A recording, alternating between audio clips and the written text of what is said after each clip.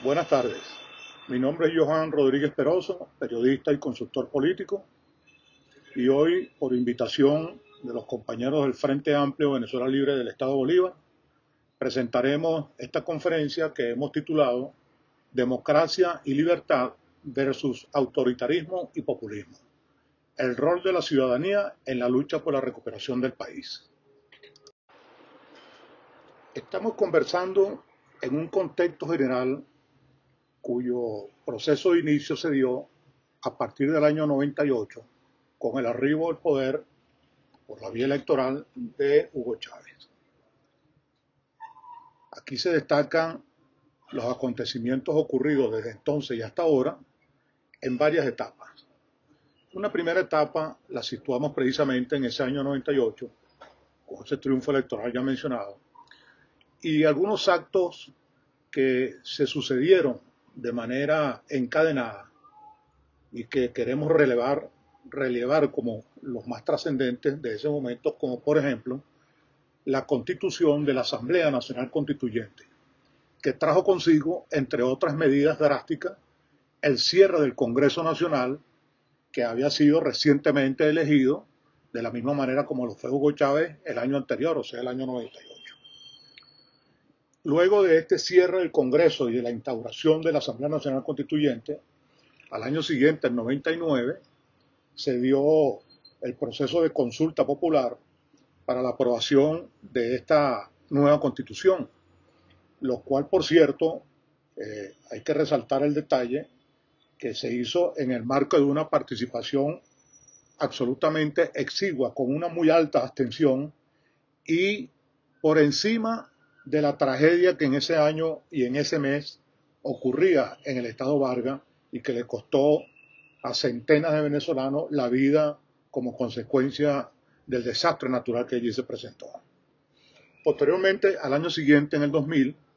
se dio lo que conocimos como el mal llamado proceso de relegitimación, que no fue otro que una extensión del mandato ya iniciado por Chávez en el 99, pero que con base a la nueva constitución se estableció entonces que el periodo presidencial ya no sería de 5 años sino de 6 y que comenzaba en ese momento. Más adelante viene el periodo situado entre el año 2000 y el 2005. En ese periodo se llevó a cabo la elección parlamentaria de ese año, donde lamentablemente las fuerzas opuestas al régimen, a juicio de mucha gente, y yo comparto esa opinión, de manera equivocada, convocaron masivamente a la abstención. Bueno, esa abstención lo que produjo fue que Chávez se apoderara de una manera definitiva del control del Parlamento y como consecuencia de ello, de todos los poderes públicos que de manera derivada surgieron después de la elección de ese Parlamento. Así se constituyó el Poder Judicial, el Poder Electoral y todos los demás poderes derivados de la Asamblea Nacional bajo el control de gente afecta al régimen. Posteriormente, en el año 2006,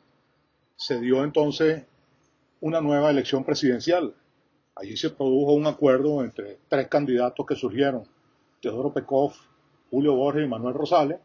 y los factores que intervinieron en ese proceso, llegando a un acuerdo para apoyar como candidato unitario a Manuel Rosales.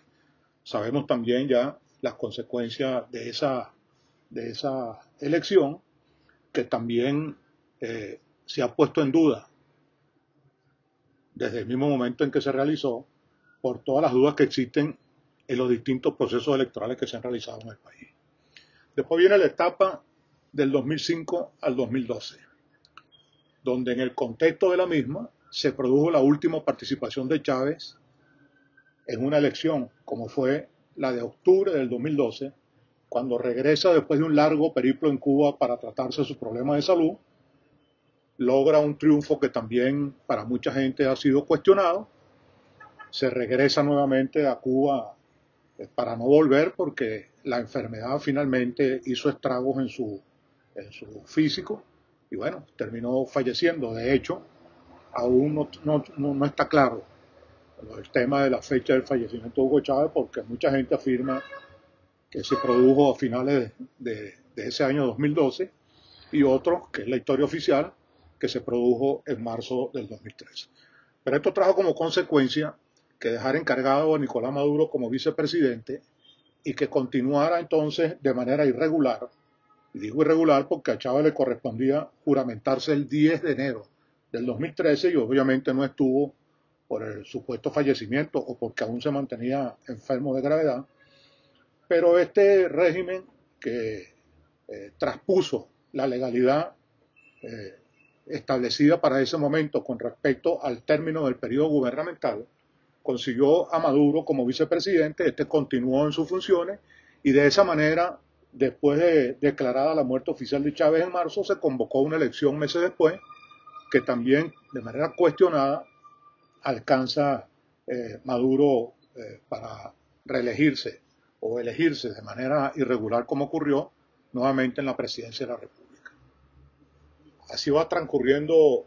el tiempo y comienza entonces una nueva etapa que va desde ese año 2012 hasta el 2018, cuando nuevamente ya desconocido el Parlamento que se eligió en diciembre del 2015, donde se produjo una victoria contundente de la sociedad venezolana y de los sectores opuestos al régimen, configurando un Parlamento absolutamente contrario a este,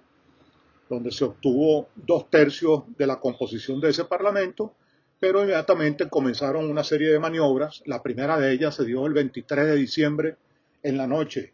en medio de la elección del nuevo Parlamento y su instalación formal, que era el 5 de enero, para elegir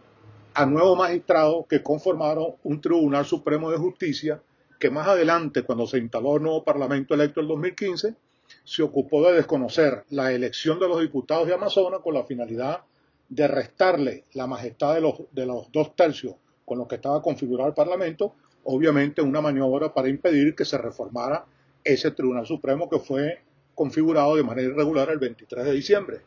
Y luego de esa medida tomaron una más drástica aún, que fue declarar al Parlamento Nacional en una figura que todavía los expertos andan buscando en los libros de derecho, como fue la figura del desacato, y con base a ese desacato se terminó de desconocer la función del régimen, le fueron arrebatadas sus atribuciones y al año siguiente, el 2018, o el 2017 más bien, se configuró una nueva Asamblea Nacional Constituyente que sustituyó en la práctica y también dentro del propio hemiciclo a ese Parlamento que funcionaba allí.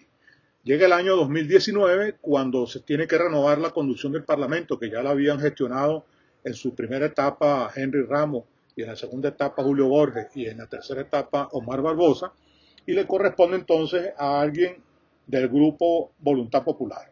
Bueno, la mayor parte de este liderazgo, si no estaban presos, estaban fuera del país exiliados por la persecución política que desató el régimen contra el liderazgo político opositor, y eso trae como consecuencia que sea Juan Guaidó quien surja como la figura a tomar el relevo en el Parlamento. Juan Guaidó ejecutó 2 actos importantes, como fue el desconocimiento en comparsa con lo que fue el pronunciamiento de la comunidad internacional, desconociendo las elecciones presidenciales del 2018 por irregulares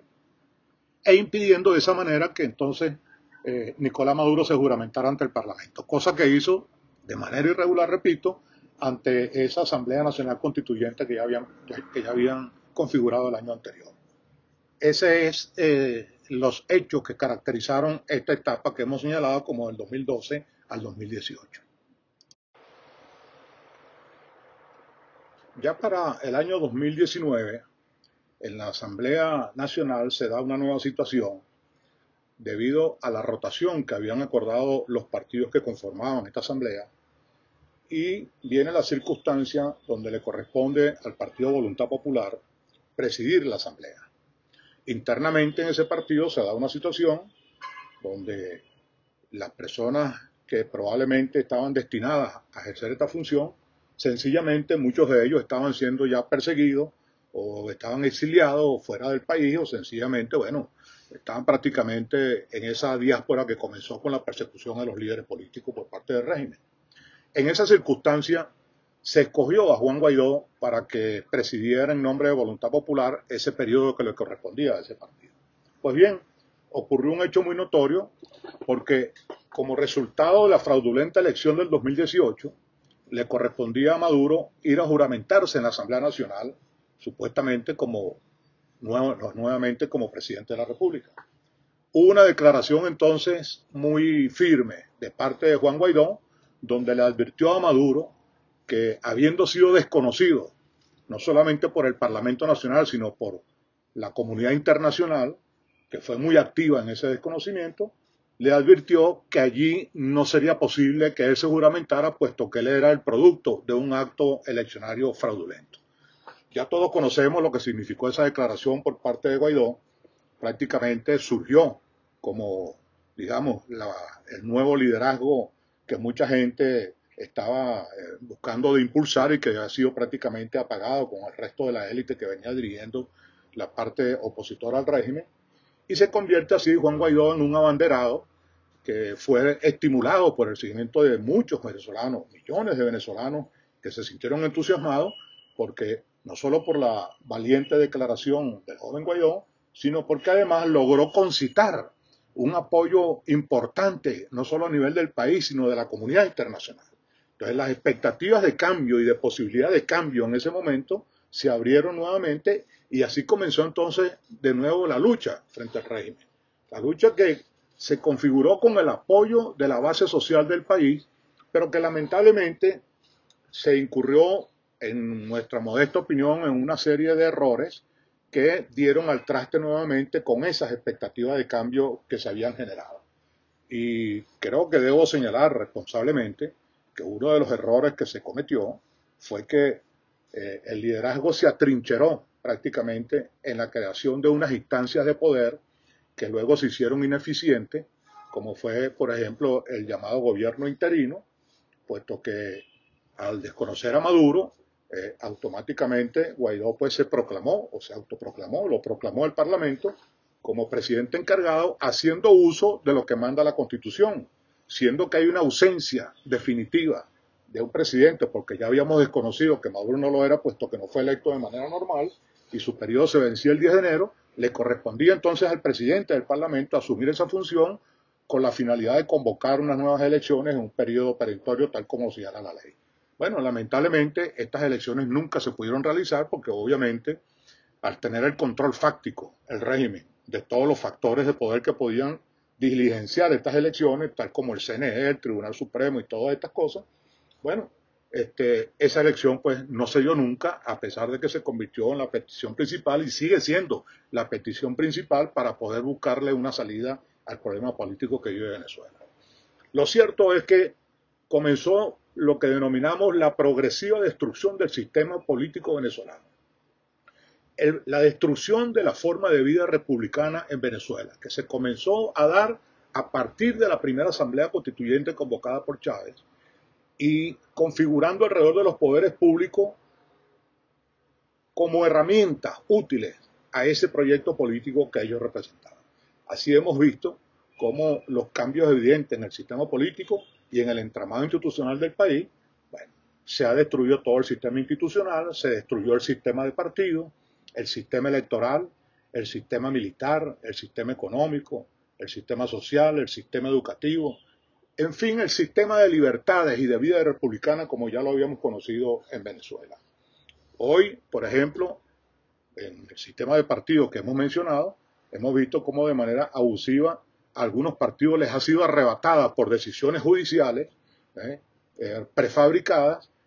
la administración de símbolos y nomenclatura de algunas de estas organizaciones, como es el caso de Acción Democrática y el caso de Voluntad Popular. Y con eso, pues obviamente se inhabilita a una gran parte de venezolanos que forman parte de esas comunidades porque no tienen entonces el mecanismo de cómo poder participar en algún evento que pudiera ser de interés de los partidos. Esto es lo que denominamos entonces la progresiva destrucción del sistema político venezolano, del sistema de vida republicano. Ahora bien, ciertamente ha habido un proceso largo de confrontación entre este régimen y la sociedad venezolana que se opone desde entonces a la instauración definitiva de este esquema de vida. Aunque hemos tenido que en la práctica vivirlo, bueno, sigue siendo una propuesta que no es aceptada por la inmensa mayoría. y ya hemos dado una pincelada a grandes rasgos de lo que ha sido el proceso de destrucción que este régimen ha llevado a cabo en el país, y la prueba más evidente de ello la constituyen los millones de venezolanos que hoy se encuentran fuera del país buscando una suerte mejor en otras latitudes, y para quienes estamos aquí en Venezuela tenemos que ver todavía cuadros dantescos como se ve por ejemplo en las calles de Caracas, gente hurgando en la basura para ver si consigue algo de alimento con lo que es subsistir. Y ni hablar que en ese proceso de destrucción, por ejemplo, en el plano industrial y en Guayana tenemos un ejemplo muy claro de cómo se vino abajo todo ese entramado industrial que antes fue una potencia de producción, ¿no? y de beneficio para los trabajadores que forman parte de las comunidades del entramado industrial guayanés, y otros ejemplos de destrucción como estamos viendo también en ese estado y que ha sido denunciado a nivel mundial como la destrucción del arco minero, que afecta desde el punto de vista ambiental una zona que forma parte estratégica de lo que es la reserva de agua más importante del mundo como es la Amazonía. Bueno, y así por el estilo pudiéramos ir hilvanando la cantidad de situaciones asociadas con la destrucción que el régimen ha promovido por su obviamente pésima ejecutoria en el manejo de la cosa pública, y que ya están pues revelados, no como unos administradores del poder para ver cómo se beneficia la sociedad, sino para beneficiarse ellos del uso y del abuso y del usufructo de ese poder. Eso es lo que ha llevado entonces a este proceso de confrontación que en el plano de la oposición también ha sufrido algunas mutaciones. Ya hablamos de la primera etapa que va del 98 al 2000, donde prácticamente las organizaciones políticas hicieron mutis por el foro, todo el mundo impactado por lo que significó esa gran aplanadora que pasó Chávez con la constituyente, y hubo un tiempo de recuperación, ¿verdad?, que se caracterizó por la inacción y la ausencia de una política esencialmente de los partidos. Se supone que es una tarea esencialmente político-partidista, pero no quiere decir eso que la sociedad toda no se pueda involucrar. Y yo creo que de alguna manera la sociedad ha tomado conciencia. Un ejemplo claro son la inmensa cantidad de eventos en los cuales se participó masivamente y que tuvo su corolario más importante con ese triunfo parlamentario del año 2015. Hay una manifestación muy clara de cuál es el sentimiento mayoritario de la sociedad venezolana, que bueno, liderado por los partidos, lamentablemente no ha sido suficientemente bien administrado ni acorde con las expectativas reales de la gente. En ese sentido, quienes se han arrogado la conducción del proceso político han pasado por una mutación donde pudimos conocer organismos como la Coordinadora Democrática, que tuvo también su protagonismo y tuvo su responsabilidad en muchas de las cosas positivas que se hicieron, pero también en algunos errores cometidos. Después vino en ese proceso de mutación la Mesa de la Unidad Democrática, a través de la cual se pudo construir esa política que produjo estratégicamente el triunfo parlamentario del 2015. Y más adelante, cuando la Mesa de la Unidad Democrática sufrió también su resquebrajamiento natural, bueno, surgió una figura que a muchos nos entusiasmó, como fue precisamente la creación del Frente Amplio Venezuela Libre, que nació con la idea de ampliar, más allá de los partidos, la participación de organizaciones civiles, de organizaciones de todo tipo, que pudieran expresar una configuración mucho más amplia de lo que ha venido siendo la lucha por la búsqueda del cambio político en el país. Lamentablemente, y es una opinión muy personal que me permito emitirla en este foro, pero creo que los partidos allí también tuvieron una equivocación cuando no le dieron a este Frente Amplio Venezuela Libre, bueno, lo que dice precisamente su eslogan, su nombre, la amplitud necesaria para que fuese integrada toda la sociedad en esa lucha que venimos dando los venezolanos. Y bueno, creo que más allá del esfuerzo que hace todavía por subsistir el Frente Amplio, pues creo que de alguna manera la acción de los partidos de alguna manera ha disminuido la capacidad y la entidad política que debía tener un movimiento de esta naturaleza, que esperamos por supuesto que en algún momento se pueda recuperar. Una gran responsabilidad sobre este tema lo tiene el llamado G4, porque al final se configuró como una especie de club político donde las decisiones más importantes eran tomadas en el seno de esta agrupación que formaban 4 organizaciones partidistas, y eso obviamente probablemente representaba los intereses mayoritarios de esas 4 organizaciones, porque ni siquiera se consideraba la de otros partidos minoritarios, y es lo que nos ha llevado entonces a esta especie de dispersión en el campo del opositor al régimen que no ha sido posible configurar de una manera unitaria. Ahora hay una nueva experiencia, anunciada por cierto por Juan Guaidó desde hace ya varios meses atrás, como lo es la plataforma unitaria. Bueno, que ojalá tenga mejor suerte y que consiga realmente la base de apoyo que se requiere para que un movimiento de esta naturaleza se sienta representativo de la realidad política del país y que pueda configurar una acción que pueda ser respaldada masivamente por todos los venezolanos. Bueno, muy bien, así llegamos a lo que será la parte final de esta charla. Y lo hacemos revisando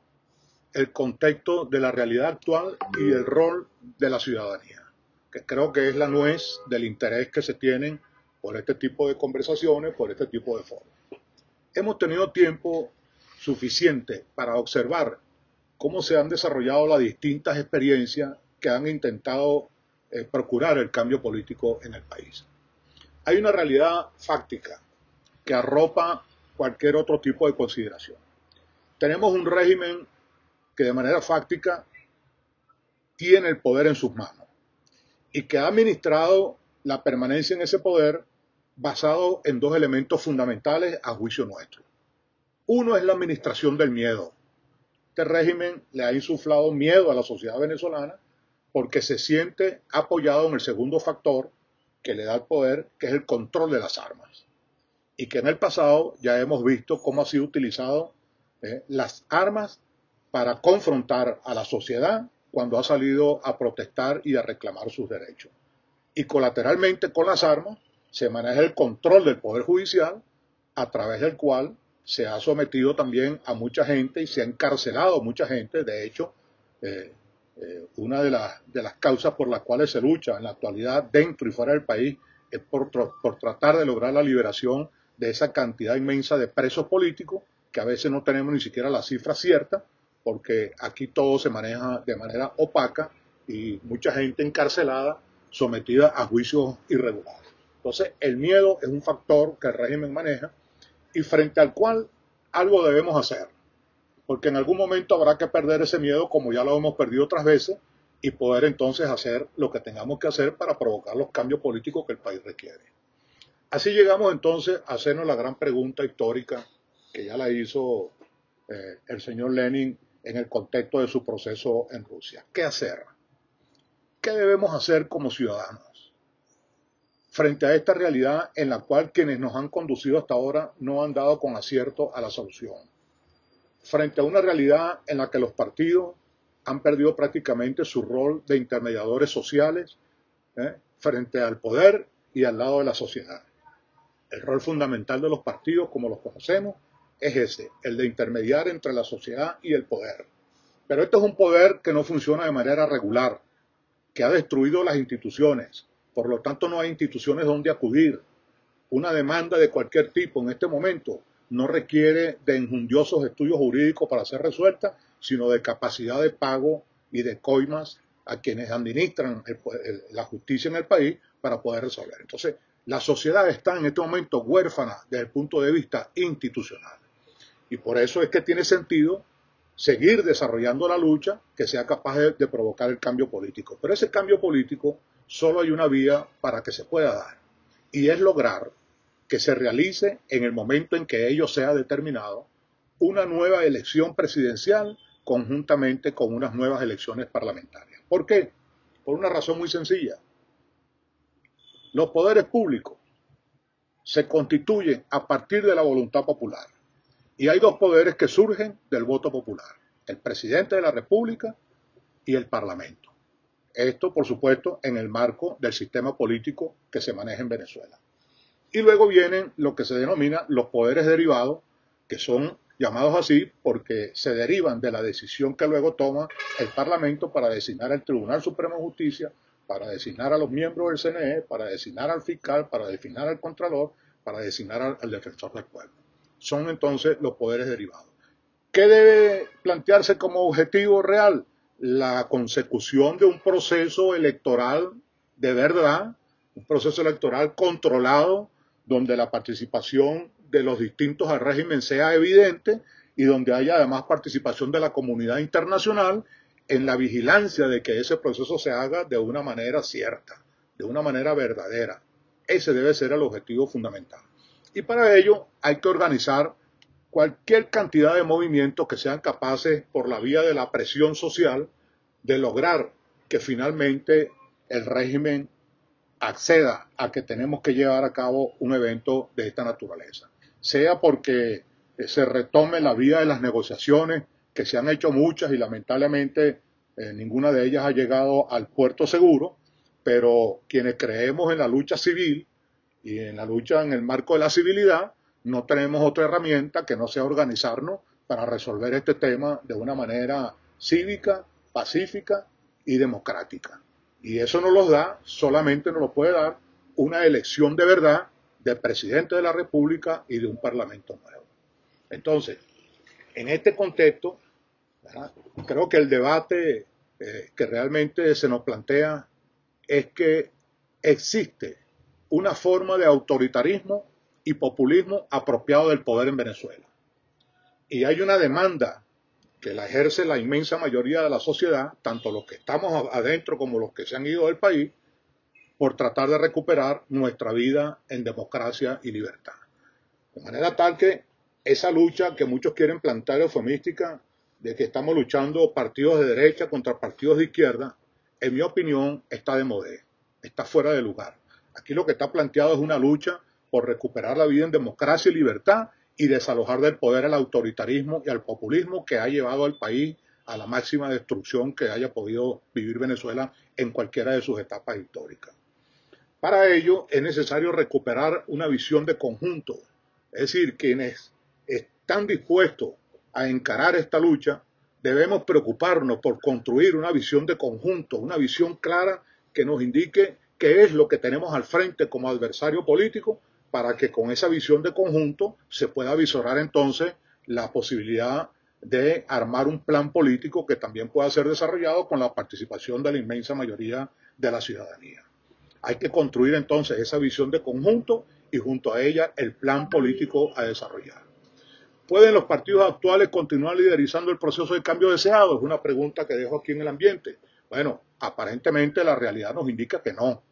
pero tampoco podemos decir que lo vamos a desechar, porque los partidos, al fin y al cabo, en el proceso de reconstrucción que haya que hacer, son necesarios para la reconstrucción del sistema político. Pero en este momento pareciera que hay una necesidad imperiosa de que los protagonistas que encaucen este proceso por la búsqueda del cambio político tienen que ser otros factores asociados más bien con la responsabilidad que tiene la ciudadanía sobre este aspecto. Hay que entonces estimular la mayor participación posible desde el punto de vista ciudadano, que sin descartar que participen, porque también lo son, igual que todos los demás, quienes no formamos parte de los partidos, pero quienes están en los partidos también son ciudadanos venezolanos que tienen interés en lograr este cambio político. ¿Qué se debe hacer la ciudadanía frente a estas nuevas realidades? Bueno, en nuestra opinión, hay un proceso de concientización que debemos dar. La gente tiene que tener conciencia de lo que está pasando, pero también tiene que tener conciencia de cuál es su responsabilidad individual para sumarla a la responsabilidad colectiva que todos tenemos. Si tenemos conciencia de los problemas que estamos viviendo y la necesidad de que esos problemas sean asumidos por quienes son afectados por los mismos problemas, bueno, en esa misma medida estaremos en capacidad de construir una conciencia colectiva, una conciencia nacional que tenga una visión de conjunto capaz de encauzar una lucha para lograr el proceso de cambio que toda la sociedad está deseando. Entonces hay que promover ese proceso de concientización, donde mucha gente piensa que quizás como el problema no lo toca de cerca, esto que está pasando no tiene nada que ver con él, cuando eso no es verdad. Aquí cualquier cosa que ocurra, yo vivo en Caracas, pero a mí lo que está ocurriendo en el arco minero y la destrucción de la Amazonía me afecta como venezolano que soy. A mí me afecta que todo el entramado industrial de Guayana no funcione debidamente. A mí como caraqueño o como zuliano, si viviera en el Zulia, me afecta que el Guri se haya venido abajo y se haya destruido por la falta de inversión y por la falta de mantenimiento que hay en esas instalaciones. Bueno, es un lugar común ya el tema de los apagones y de las zonas que pasan largas horas y hasta días sin la energía eléctrica. Entonces quiere decir que los problemas que están ocurriendo sí nos afectan independientemente de la latitud en la cual estemos ubicados. Luego que podamos promover ese proceso de concientización, hay que promover un proceso de organización, de estructuración.